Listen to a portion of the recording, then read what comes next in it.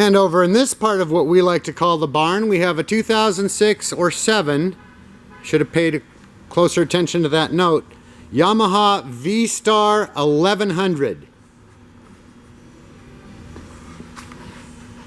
Nice looking windshield on it. Previous owner also put some nice engine guards on it with a great place to put your foot, kind of like highway pegs. Check the miles. It has under 13,000 miles, so it has a lot of life left in it, and it's priced right at under $4,000. Previous owner also put a passenger backrest on it and some aftermarket pipes, which I cannot identify, but we'll let you listen to them.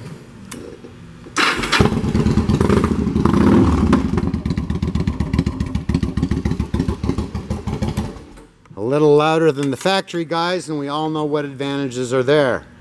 People don't always see us, so we need to be a little louder than the cars around us. Bike is available for test rides 7 days a week at North County Indian Motorcycle in San Marcos.